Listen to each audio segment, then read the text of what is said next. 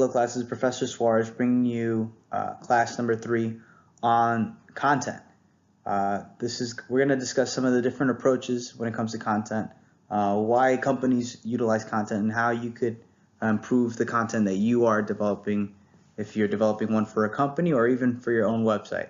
So let's go ahead and get started. So some of the questions that I want you guys to think about as we're moving through some of the material is, how do we develop content that's appealing to the target market, that's appealing to people who could potentially become customers, but also how do you guys increase exposure of your product and also increase sales all in one shot or one method? Because content can do that for you. Content isn't just a marketing aspect, it's also a way to recruit advocates and to monetize the key services or products that you're actually advertising. Okay? We're going to give you guys a few examples as we move forward. So one article I read while researching for this course was why no one is reading your marketing content. This is actually a Harvard Business Review article. I do use a lot of research from Harvard Business Review because they're a credible source and they're reviewed by their peers too. So I always recommend reading their business review, but any journal is also a pretty good place to do research. But according to this article, content marketing lets brands communicate directly with clients, especially the ones that are on social media. Traditional marketing is less and less effective as less people view content through some of the main media sources: TV, movies, radio. Unfortunately, the media that us as consumers use is drastically changing. We're spending more and more time on our phones, iPads, computers, and the content and media and entertainment that we're looking up is online for the most part. Netflix is one of the streaming sites that we use. So it's now the ads have changed. Instead of it being 60 seconds or 30 seconds, sometimes I'll see even on YouTube, they're only 5 seconds long because that's how long it takes for someone to skip the ad. So now they've decided to figure out ways to target them in that way. But if you're looking to make a long-term relationship with your clients, then there has to be another method. And what this article is saying is content is an exchange of value rather than a waste of time. So people who are YouTubers, bloggers, vloggers, give value to the people who read their content. And that's what causes them to come back, right? Versus a 60-second or 30-second ad that's just telling you to buy something, right? And that's really one of the key components to developing content that's really going to make a lasting impression on the people who see it. Now, an example of how advertising is changing, take for example Sony, right? So Sony probably put up a lot of commercials during the Super Bowl that just recently passed. In the last year, Sony spent about $3.27 billion just on marketing alone, right? As you could imagine, that's a substantial amount of money. But if their revenue is 54 billion, then it's, was worthwhile because they were able to generate a larger amount of money. According to Business Informer, one Super Bowl ad is about $5 million, right? So interestingly enough, it doesn't even hit 1% of their annual budget, but it's pretty close. It's like at 0.5% really. So if we assume that it costs $15,000 to $35,000 to produce a commercial,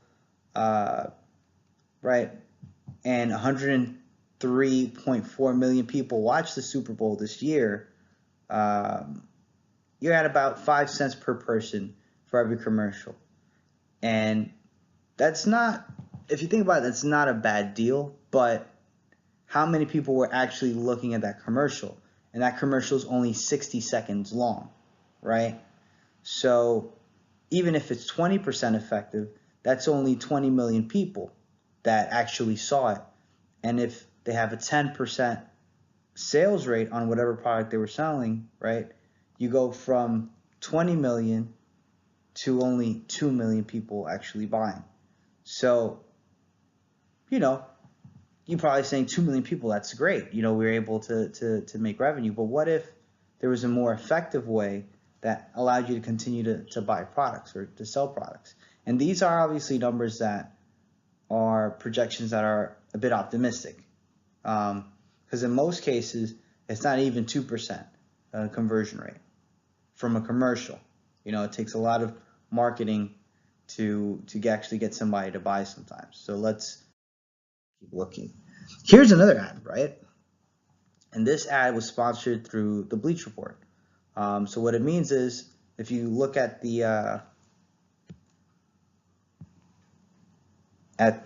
profile name right here, it shows paid sponsorship with PlayStation, right?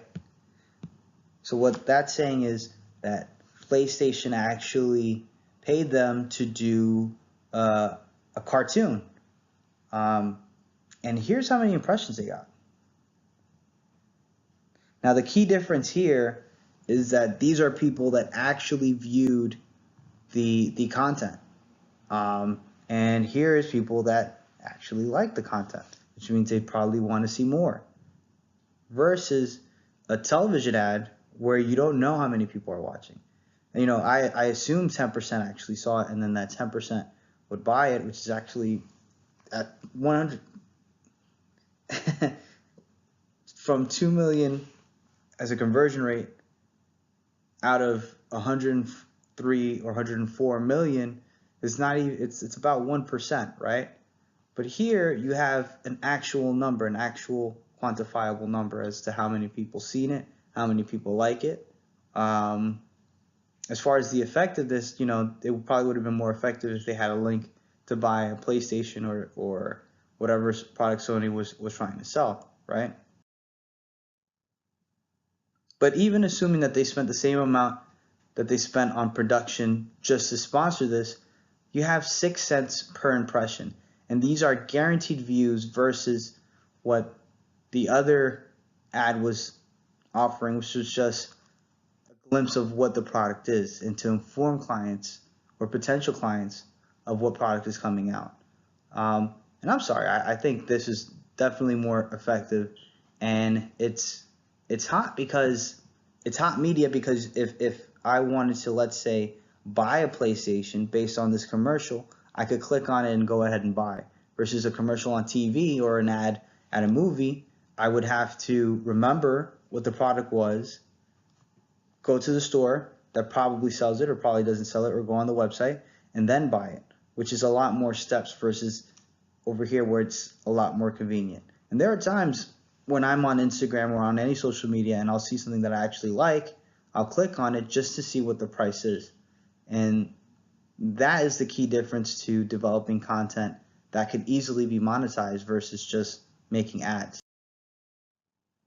So now, when it comes to the different approaches you have or different choices you have to developing content, the key things that encapsulate monetizing it are the fact that you have to look at coupons, discounts, and sales to offer your clients.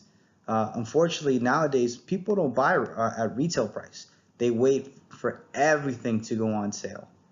I'm personally guilty of this. I've never bought anything at retail price. If I see something, I'm pretty sure there's going to be a time when they're going to offer it at a later lower price. So I wait. But because of that, there's kind of a gimmick now that stores will put out a price that obviously nobody will buy at, and then put out a sale maybe a month or two later to get the actual buyers, but still have it marked up enough that they make some profits. So now it's part of the mind game, and it's unfortunate, but that's you don't have the straight sale anymore. Like, oh, this is cost $150. I'm going to pay $150. Now everything has to be coupon, everything has to be discounted for someone to feel like they're getting a good deal and not have buyer's remorse. And And that's also a part of the content, developing different marketing promotions and different contests where clients could reduce the cost of buying your service or buying your product. That's really what's going to activate and engage the clients to really participate in whatever it is you're selling. The other piece is, as far as an approach, are you going to be creating a community around your products or around your services, or are you going to be participating in a community?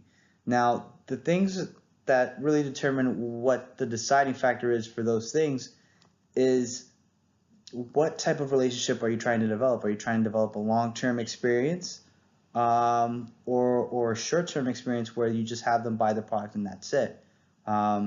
So if you want to create a community that talks and advocates for your product, and also has access to you as far as what it is you're selling them, then creating a community might be like a much better approach, to a more expensive approach, because not only are you marketing your product, you have to also market your community. You have to develop it. You have to develop content and design a place where people could interact and communicate efficiently and effectively.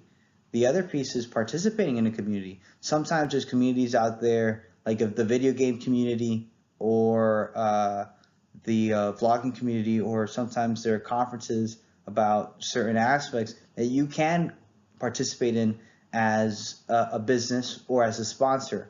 And this definitely benefits you because you're spending less money and time designing something for clients to engage your product and then buy. You're just kind of giving the product to the community that's already there. And one of the biggest examples that is out now is the video game community usually has competitions like Evo, or there are other competitions as far as gaming is concerned, or even the Olympics. People advertise at these events a substantial amount. If you think of the Olympics, Nike and Adidas are probably one of the biggest sponsors for a lot of the athletes. And, if an athlete that they sponsor wins gold, that's even better for them, because that person who's winning is now associated with that product. And at the video games, I'm sure a lot of video games that are looking to sell to a certain type of client would want to advertise to the people who watch these competitions or even participate in these competitions. So these are different key features in participating in a community versus creating the community. As far as, to kind of jump back, creating a community, again, is primarily about the design and how you create a space for people to come in and interact. Some of these spaces, like Instagram or Facebook, are already created for you, versus if you develop your own websites, sometimes you have to develop a splash page or a web page that has a component of blogging or chat, right? And that's a way to kind of build a community. The other piece is sometimes you have to kind of take it outside of the internet and the digital realm and develop conferences or workshops or concerts, depending on your service or product. And that's the way you develop the community as well. Again, it's the more expensive approach. But if you're looking to develop a long-term relationship, that's probably the best approach to go. And this kind of ties into the next piece, where it's short-term engagement versus long-term engagement. Depending on what you're trying to accomplish, that really is going to alter the way you develop the content. If you're attempting to engage them in short-term, and I mean, in the case of short-term, it would be like if you're a salesperson, right? And you work at PC Richards, for example, you're not looking to develop, in some cases, you're not looking to develop a long-term engagement. You're just looking to sell a piece of equipment to them so that way you can make your money and make your commission. But if you're looking to develop a long-term relationship where the client comes to you as an expert in your field, as far as technology or whatever it is you sell, then there's different pieces that you're giving them. Every conversation is a conversation of value, where you're imparting some knowledge upon them and informing them about how they develop their decisions. And when you're closing on a sale, what you're doing is you're transferring your confidence and assurance that the product will benefit them to the other person. And the content and the way you could apply that to content is it's the same thing. You are establishing yourself as an expert in the field, and you're sharp and passionate about what you're talking about. And the people who are viewing your content are getting some value back. And it's free in most cases. Because in the long term, once you develop a relationship with them, if you engage them in the aspect of selling a service or selling a product, you could easily transfer that confidence that this product or this service will benefit them because they trust you, right? The short-term engagement is more of along the lines of click here for a $5 product or download this new track or whatever. And it's something that it's quick and easy, and then once they do it, you never have to see them or you never have to deal with them again, but for business, I think in most cases it is a long-term engagement, so you want to approach it from that angle. The only time you would consider it short-term is if you don't have the money or the resources to be able to engage in the long-term engagement and give them the customer service, so you deal with it on a short-term basis, right? So the Go Mobile book highlights some different tips that you could use in Chapter 3 when developing content. So the first tip that they give you is set a goal. Now, a reasonable goal would be, in this campaign, I want to reach 8,000 people, and I want them to know about my product, right? So you set the goal, right here. And then what's great about it is you could set objectives that help you to get to that goal, like A1, A2, A3. And upon completing that, you reach closer to your goal. But if you don't have a goal, it's very easy to get lost in the mess of things or in the routine of things. So goals are very important, and you want them to be specific. You want them to be things that you could measure as far as how close am I to my goal, and you also want to have a due date. So you want to make sure that if you set a goal, you set a reasonable due date to reach that goal. So that way, if you don't reach it on that time, you don't continue wasting your time doing the wrong thing or taking the wrong approach. The second piece is pinpoint your target. Now, if you remember from we talked about total addressable market, serviceable attainable market, and serviceable obtainable market. And you want to pinpoint this part right here, this guy. Let me put it. The SOM. Let me put a different color because it's hard to see that.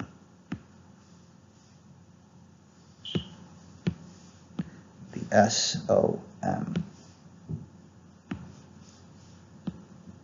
Right? Serviceable obtainable market. That's really bad. But what you want to do is you want to focus on those guys for the campaign. And of course, the most money is made by addressing the total addressable market. But what we discussed before is we want to market to the fringes. We don't want to waste our time marketing to just everybody and then nobody pays attention to it.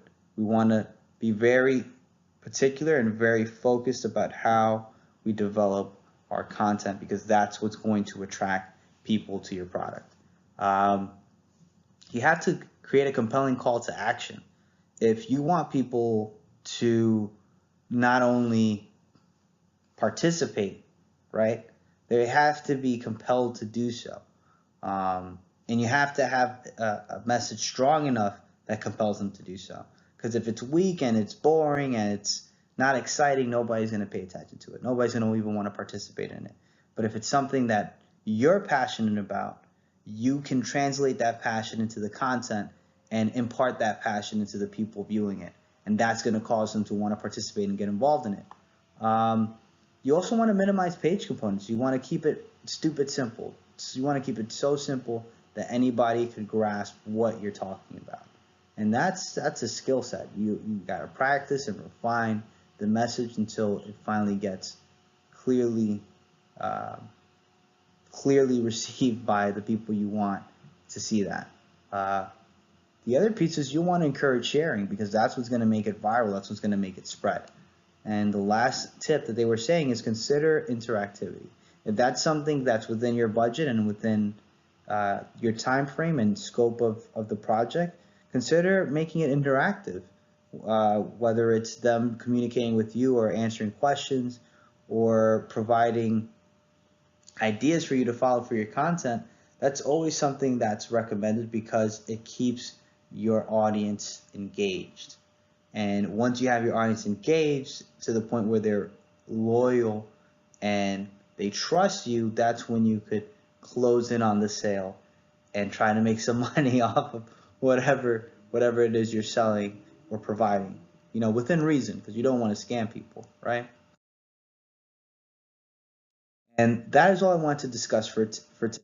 If you have any questions, comments, or concerns, feel free to email me. Um, I'm excited about this next project that we're going to be doing. It's going to take some of the ideas that we've discussed and try to develop an idea for a campaign. And once I put it up, I'll discuss it in further detail, but it won't be due for 2 weeks. So you'll have a little bit of time to work on it, and we're going to be going piece by piece with that. Again, this is Professor Suarez, and I look forward to reading some of your assignments. Take care.